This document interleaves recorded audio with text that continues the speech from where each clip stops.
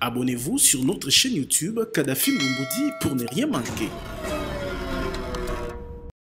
Dans le cadre du renforcement de la diplomatie parlementaire entreprise avec plusieurs pays du monde, l'Assemblée nationale de la République démocratique du Congo va diligenter une mission parlementaire à Kampala, en Ouganda, du 12 au 19 novembre 2024. Le président de l'Assemblée nationale, accompagné du rapporteur Jacques Joly, a donné ses orientations et fixé les termes des références de cette mission au cours d'un échange le lundi 11 novembre 2024 avec les députés nationaux membres de cette délégation. C'est avec la bénédiction de la plénière qu'une délégation des 11 députés nationaux, conduite par l'honorable Lambert Mende Omalanga, se rendra à Kampala avec pour mission d'échanger avec les autorités parlementaires ougandaises et les groupes d'amitié RDC-Ouganda sur les renforcements de la diplomatie parlementaire constructive pour la paix entre les deux pays. Nous sommes venus rencontrer le président et les membres du bureau qui l'entourait pour recevoir les termes de référence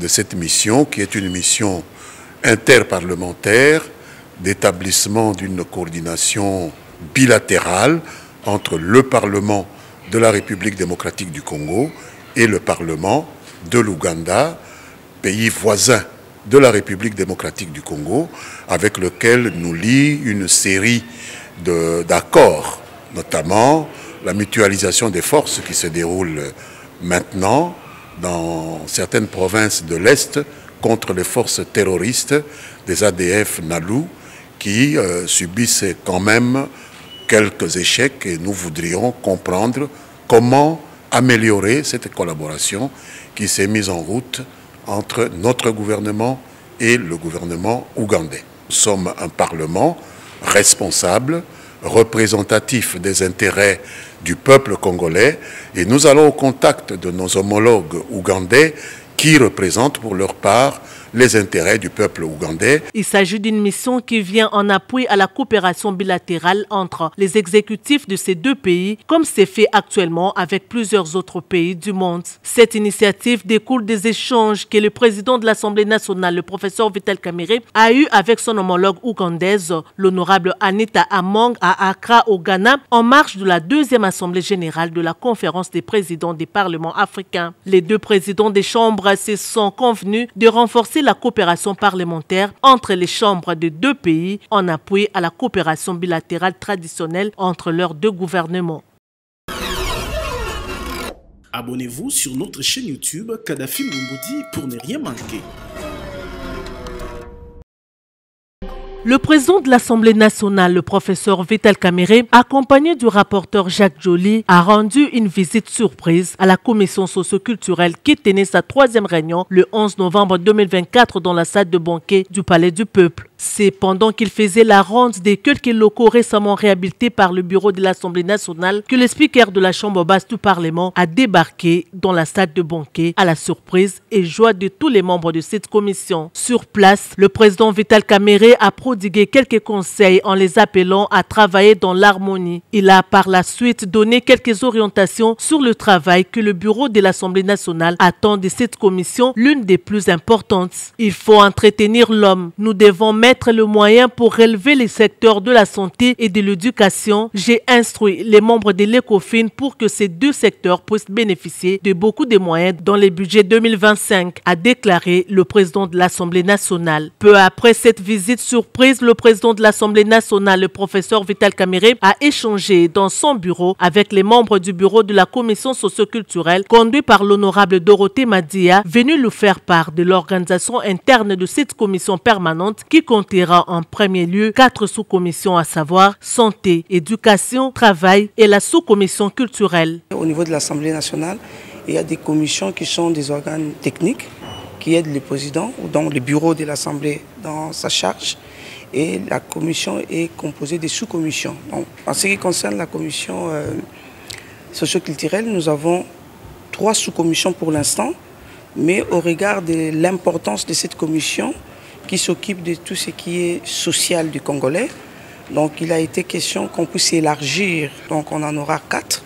La sous-commission relative à la recherche scientifique, les membres de la commission ont fait le choix de sous-commissions dans lesquelles ils veulent travailler. Mais pour l'installation de bureaux de sous-commission, Nous avons reçu l'orientation du président. Il nous a été clairement demandé de ne pas limiter les ambitions. Donc les choses se feront de manière consensuelle en tenant compte des critères évidemment d'équilibre, les genres bien entendu, et puis d'autres critères, la compétence. Le professeur Vital Kamerhe a donné sa vision par rapport à cette commission et a rassuré aux membres de son bureau de tout son apport. Abonnez-vous sur notre chaîne YouTube Kadhafi Moumoudi pour ne rien manquer. C'est avec une profonde solennité et un immense sentiment de responsabilité que je me tiens devant vous aujourd'hui à l'occasion de l'ouverture des États généraux de la justice en République démocratique du Congo. Cet événement crucial nous offre l'opportunité de scruter avec lucidité et honnêteté l'état de notre système judiciaire, d'identifier les défis qui entravent son fonctionnement et de tracer ensemble les voies de sa renaissance. Ma présence en ce lieu n'est pas un simple acte protocolaire destiné à être inscrit dans les lettres de noblesse du ministère de la Justice. Elle est plutôt le symbole de mon engagement ferme de restaurer la justice de notre pays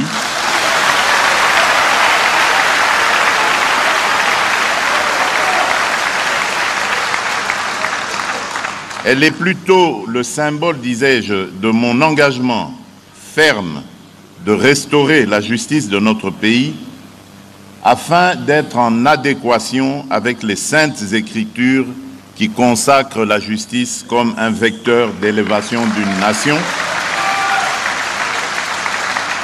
ainsi qu'il est écrit dans Proverbe 14, verset 34, « La justice fait la grandeur d'une nation ».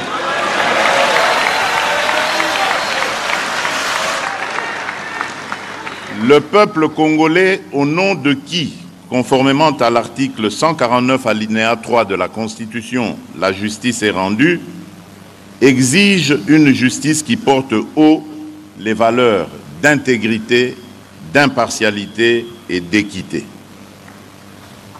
Très souvent, nos concitoyens se sentent trahis lorsque les principes fondamentaux de la justice sont bafoués par certains acteurs pour satisfaire leurs intérêts personnels et leur appétit du gain indu. En tant que magistrat suprême, c'est avec détermination que je me tiens ici pour affirmer que notre appareil judiciaire sera restauré, bon gré, mal gré.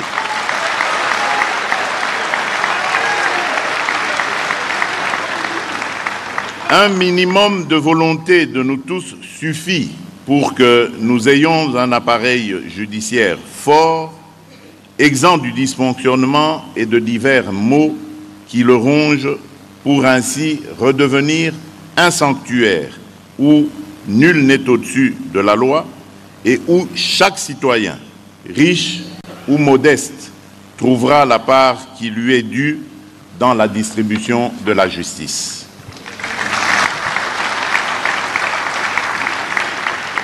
Malgré quelques avancées, les défis demeurent immenses et pressants. Les moyens judiciaires sont encore limités, certes, les infrastructures inadaptées et la couverture judiciaire incomplète. À cet égard, j'ai instruit le gouvernement d'accélérer la construction de nouvelles infrastructures judiciaires et surtout la construction d'établissements pénitentiaires pour résoudre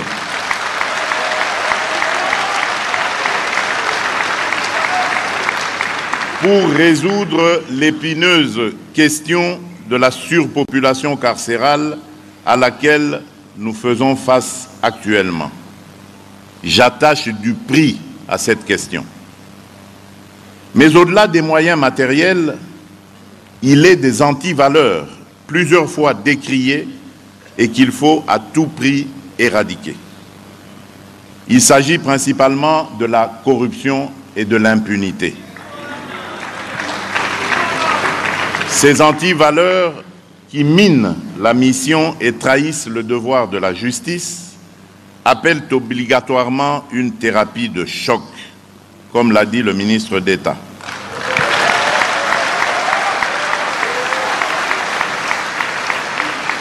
Mon engagement à ce sujet est solennel et inflexible.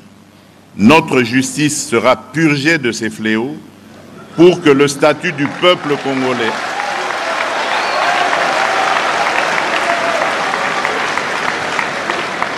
Notre justice sera purgée de ces fléaux pour que le statut du peuple congolais ne soit plus compromis par les intérêts égoïstes et corrompus.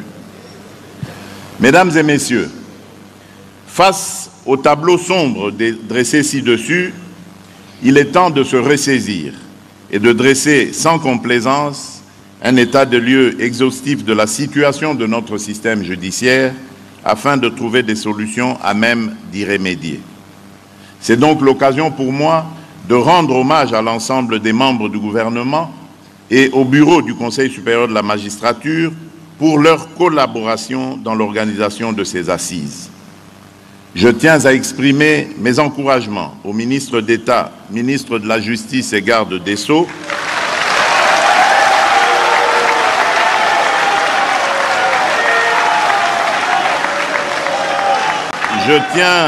Je tiens à exprimer mes encouragements au ministre d'État, ministre de la Justice et garde des Sceaux, pour cette initiative d'organiser pour une énième fois les États généraux de la justice après ceux organisés en 2015.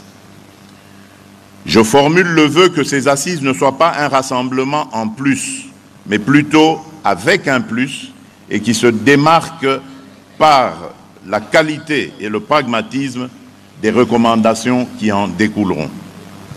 À ce propos, le but n'est pas de remettre en cause les conclusions et recommandations de celles de 2015, mais de procéder entre autres à l'évaluation du niveau de leur mise en œuvre, tout en proposant des actions concrètes à compter ensemble avec celles qui seront issues de cette deuxième édition. Aussi, ce moment me paraît indiqué, comme je l'avais déjà préconisé lors de la deuxième réunion ordinaire et de la première réunion extraordinaire du Conseil des ministres, tenue respectivement le 21 juin et le 9 septembre 2024, de peaufiner davantage la réflexion sur la mise en place d'un parquet financier ayant pour mission de poursuivre de manière spécifique les infractions de détournement des deniers publics et aussi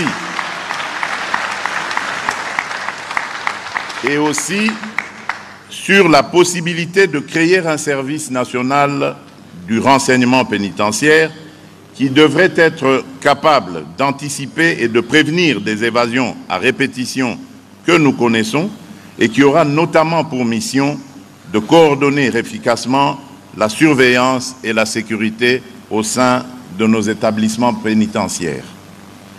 Par ailleurs, nous devons également penser à moderniser notre appareil judiciaire, notamment en y insérant l'utilisation de technologies numériques pour faciliter les procédures et réduire les délais de traitement des affaires. Ces trois exemples ne devraient pas limiter l'imagination débordante de ces assises. Je vous exhorte donc à préserver, à travailler sans relâche pour le renforcement, l'efficacité, la cohérence et la crédibilité de notre système judiciaire. Dans cette perspective, il vous appartiendra de soumettre aux États généraux de la justice tous les remèdes possibles, en ce compris des réformes législatives et courageuses et ambitieuses. Aux honorables députés et sénateurs, je vous invite à soutenir les réformes législatives qui seront initiées dans le sens à obtenir la restauration de notre système judiciaire afin de promouvoir un état de droit. Au gouvernement, je rappelle l'impératif de mobiliser les ressources nécessaires pour garantir la réussite de la mise en œuvre des réformes. Aux magistrats et aux autres acteurs judiciaires, je rappelle solennellement que le peuple congolais attend de vous une justice qui apaise et qui rassure, une justice qui inspire confiance par votre compétence, par le bannissement des actes de prévarication et par le respect intransigeant des valeurs éthiques que vous devez incarner sans faille. Le Congo ne va plus tolérer ni l'incurie, encore moins la complaisance. Chaque décision, chaque acte, chaque parole doit être le reflet de l'intégrité et de l'honneur que vous êtes appelés à incarner. Personnellement,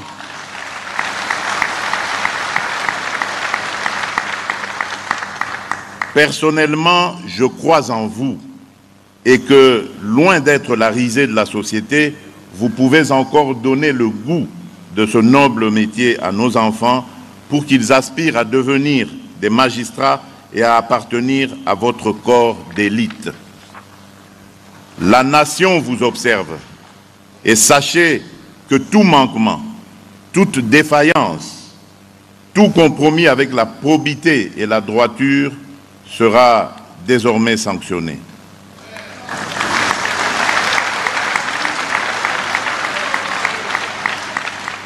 Le temps des avertissements est révolu.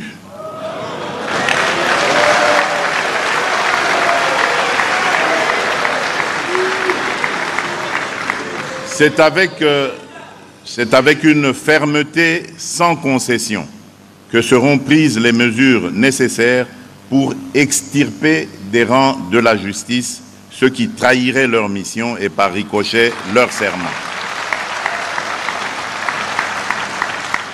Le Congo attend de vous une justice implacable contre la corruption et l'impunité. Une justice qui ne recule devant aucune pression, devant aucun intérêt autre que celui de la vérité et du droit. Une bonne justice constitue le gage des institutions fortes pour le pays. À nos partenaires, je réitère notre gratitude pour votre soutien constant et indéfectible.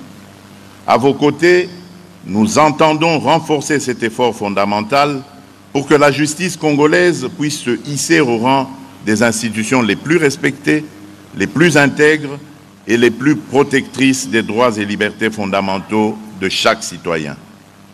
Aux acteurs du secteur privé, par ces états généraux, je voudrais que vous y trouviez la volonté ferme d'assainir l'environnement des affaires afin que le partenariat avec l'État soit dans le respect des règles.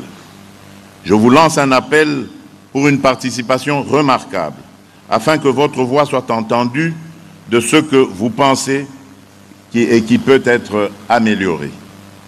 J'ai conscience du rôle et de la place du secteur privé dans le relèvement de notre pays.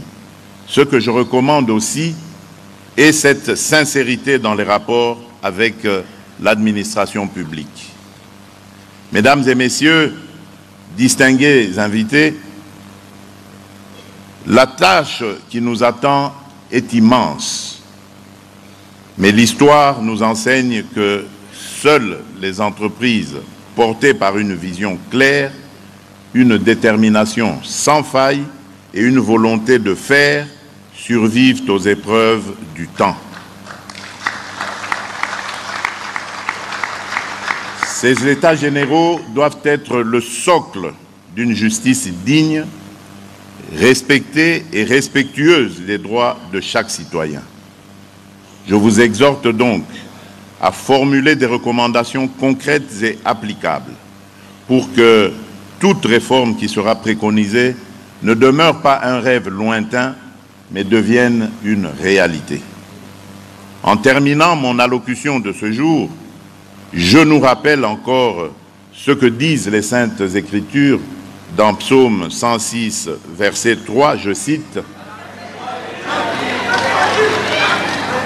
Heureux ceux qui observent la loi, qui pratiquent la justice en tout temps. »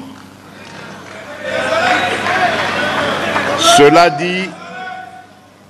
dit, je déclare ouverts les États généraux de la justice et souhaite plein succès aux travaux y afférents.